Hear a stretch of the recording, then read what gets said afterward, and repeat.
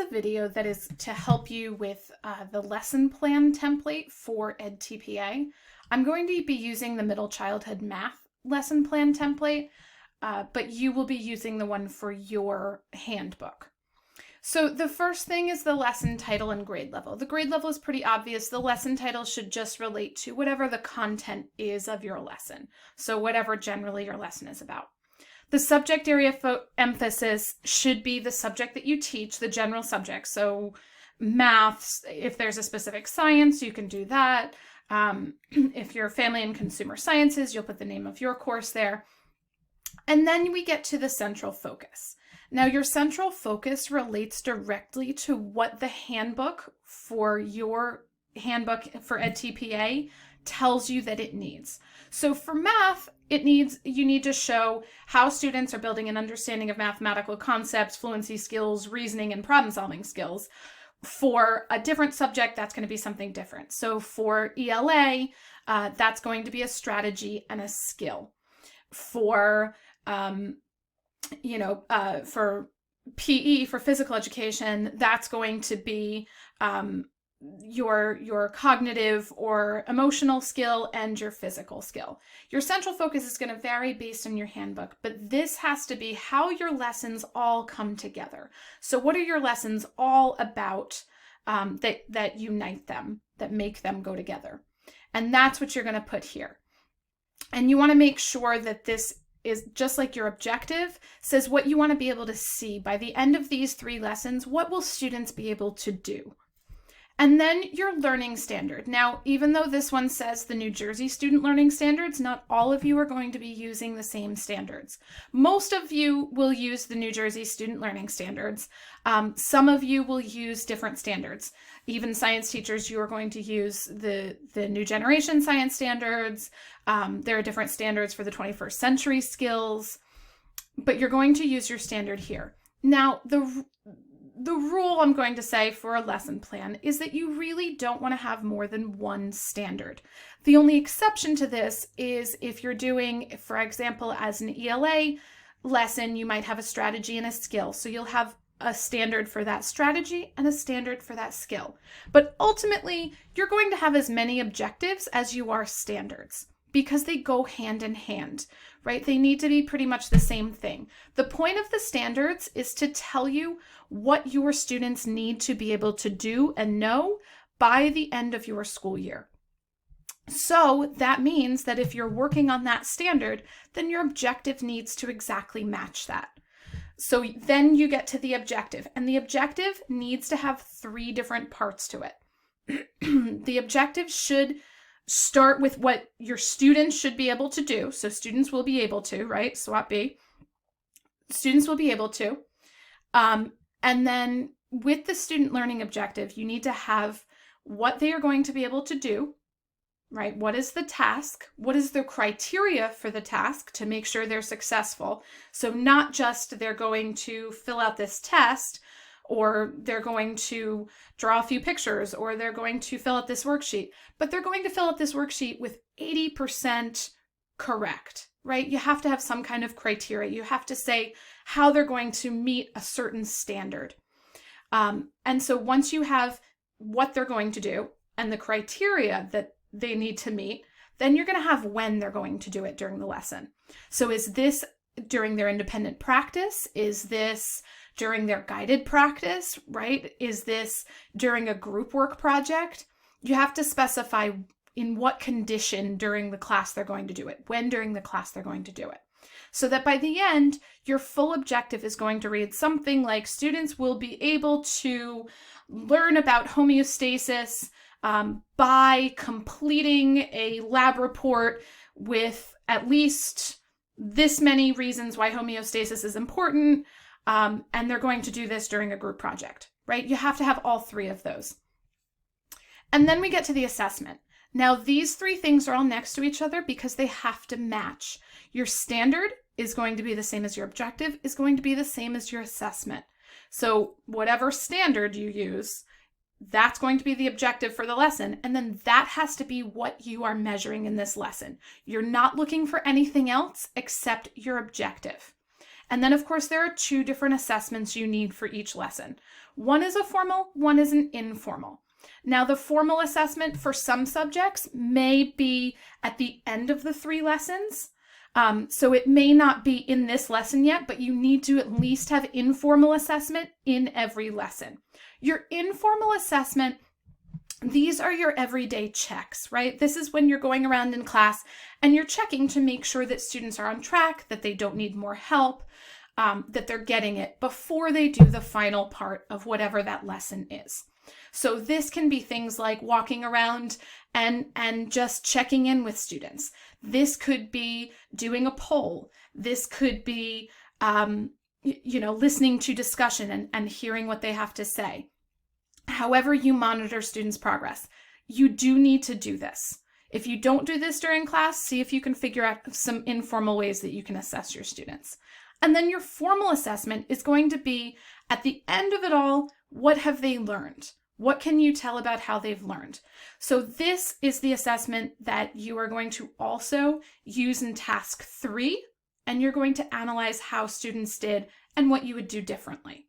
So the formal assessment has to match the objective exactly. If you are trying to teach students how to read for figurative language, then your formal assessment cannot be them drawing a picture, right? It needs to be, how are they able to read for figurative language? It has to match exactly. So your formal assessment, there's no specific type of formal assessment that you have to use, but it has to be the assessment that you use at the end of the lesson or at the end of the learning segment that will teach students, that will show you how students have been taught and how well they've gotten this concept and whether they need to be retaught or whether you can move on with the content, right? So the informal is what you do during the lesson to check in with them. The formal is at the end. And again, you want to make sure that you're really specific there. So you want to tell us, what kind of assessment are they taking? Is it a graphic organizer that they're filling out? Is it a writing assignment? Is it a discussion? Is it a physical movement assignment? What is it? And then you want to also include your criteria, just like your objective. So do they have to meet a certain level? Do they have to have a certain amount correct? Do they have to show a certain number of examples? How are you going to be able to tell that they did it well enough that they can move on? And then finally, we get to our instructional learning tasks. And the first one is your anticipatory set and review. This is 2 parts. The first is the anticipatory set is just some smaller activity to get students involved in this lesson, thinking about this lesson, and connecting to it in some way. So this often you'll see is kind of the fun introduction that teachers might have. It might be introducing just the topic in general and seeing what students already know about this. There are many ways to do it, but some kind of connection to the material where you're making it relevant to students. And then the review is talking about how this relates to past learning in some way. And again, you'll need to explain how you've done this in your commentaries. So you have to mention here how this content that you're teaching relates to something else that they've already learned about, either in your class or a previous class or a different class that they have this year, but you have to relate it to some other learning that they already have. And then the teacher-directed modeling, this is where you actually model the information that you're teaching. So whatever you're teaching students to do, you have to show them how to do it before you have them try it. This is not where students are going to be practicing it. This is where you are showing them exactly how to do it before they do it. You want to think about a lesson kind of like learning how to cook. Nobody taught you how to cook as a child by handing you a bowl and a spoon and some food and saying, go ahead and try, right? The first way that we learn how to cook is by watching somebody do it so that we see what it's like before we practice it with them, and then we practice it on our own. The same thing is true in lessons. The first thing that we need to do is model. We need to show them what it looks like to do it well, because often they haven't seen that before. And then that's our direct instruction, right? And then the second part is the guided practice and feedback. This is where you're going to try it with them, right? Think about cooking, right? You're going to try it with somebody and you're going to say, not quite, you need a little bit more flour, right? Or you're going to say, oh, that was great stirring. You want to do the same thing with your subject. You want to give them guided practice, some way that students do this skill with you so that you can give them feedback on how they can do it better or what they're doing really well. And then the next part is the independent practice. The independent practice is usually where your formal assessment is, or it can be an exit ticket at the end of independent practice. It cannot be homework. Your independent practice is when students try things on their own without your help. So it doesn't matter what they're doing. If this is a reading lesson, this is where they're reading their own book or reading on their own and trying something. Or if this is a science lesson, this might be where they're actually doing the science lab and then writing it up on their own.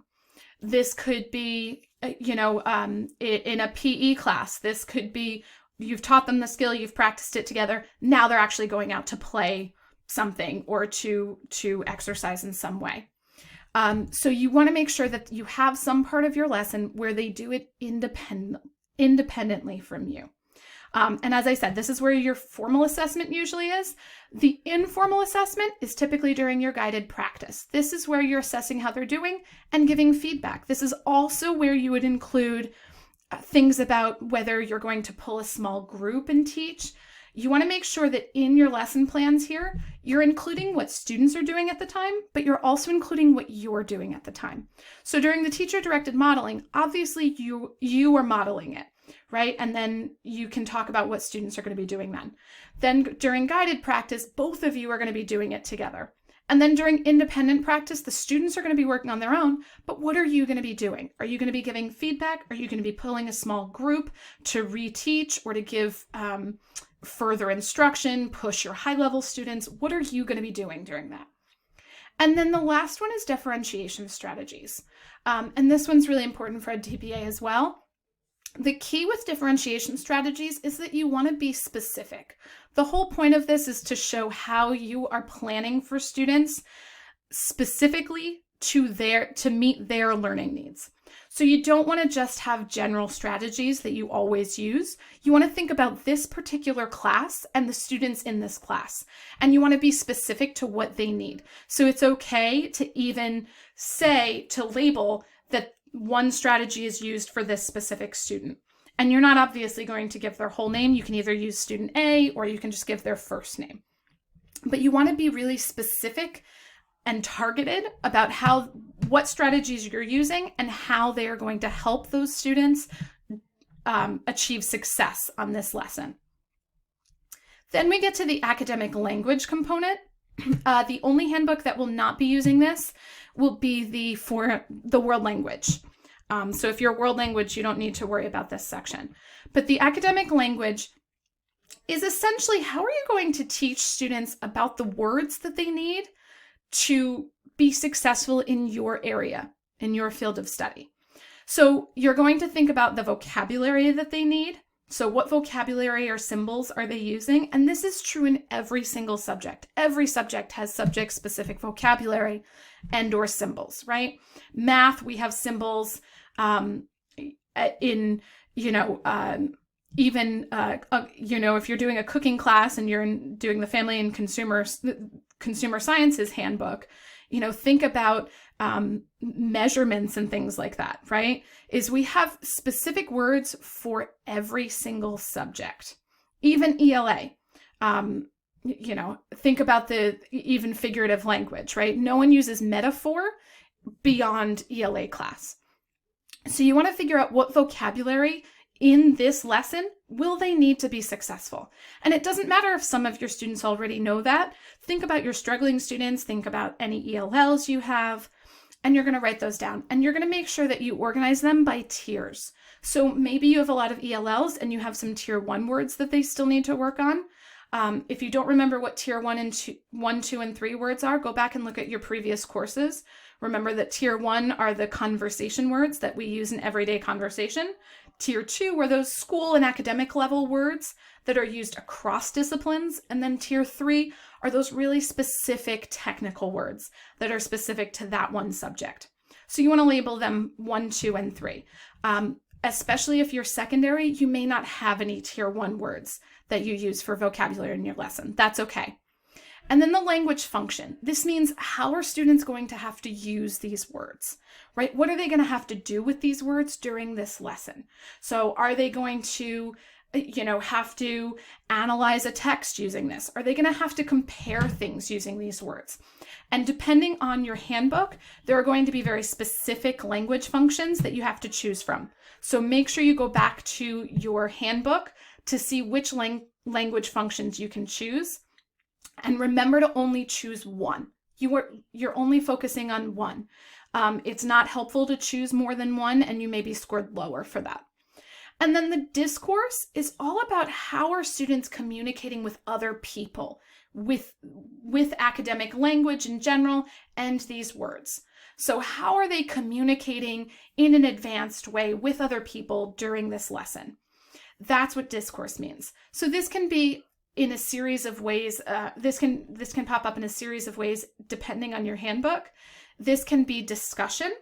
And by that, I don't mean answering questions. That's not a discussion. Discussion really means students talking to one another, really having a conversation, right? Not just answering questions. So it could be discussion. It could be writing. However, again, that means not just answering questions, but creating writing of their own. This could be essays, stories, analysis of data, or analysis of their own performance, right? Some kind of discourse that uses academic language in some way and the vocabulary from this lesson. So how are they communicating to somebody else about this? So communicating through writing, communicating through discussion, or if you're in math and science, it can be about, how are they interpreting graphs or diagrams, right? Or how are they writing proofs out? And then the other choice for discourse that is just for math is the mathematical precision. And this is, how are they making sure that the way that they communicate their ideas and their answers is precise and readable by other people. So this can include labeling axes, giving units of things, right? How can they show that preciseness?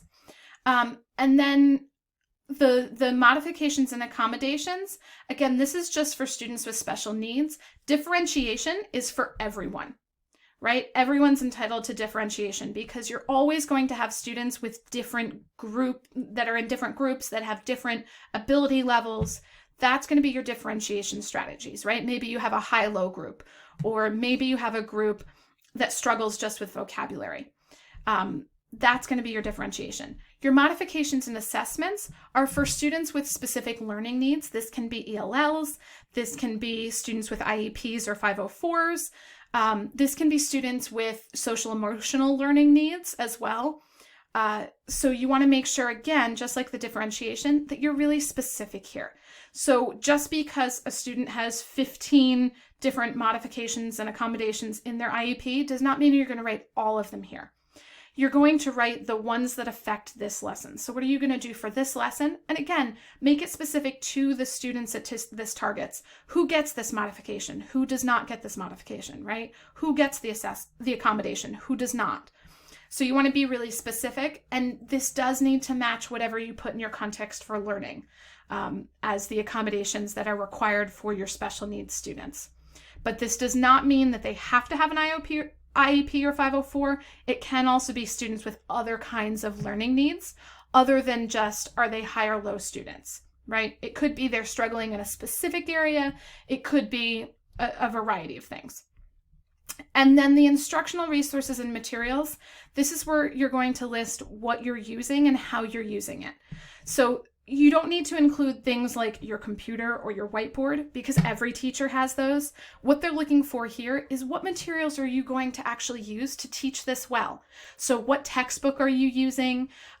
What other materials are you using? If you're using any graphic organizers, if you're using any PowerPoint materials, if you're using any interactive sites or materials, you want to put that here. This is the only place where it's okay if you're citing a website, or an online program, to put the link. You want to make sure that you put the title of it, the date, the publisher if you can get it, and then just the link to it. Or if it's a paper material, you want to have a full citation. It doesn't matter what style of citations you use. You can use MLA, you can use APA. edTPA doesn't care about that, but you want to make sure you put full citations here and just give a little explanation about how you're using them. Where are they used? What are they used for? Is this what students are filling out during their guided practice, right? Are you using this to model? How are these being used in the lesson? And then make sure, I know this is a tall order, that your lesson plans don't go over 4 pages. You only have 4 pages per lesson for edTPA. Anything over that, and the reviewers will not read it, or you could be scored incomplete. Okay, so make sure you do 4 pages, no more.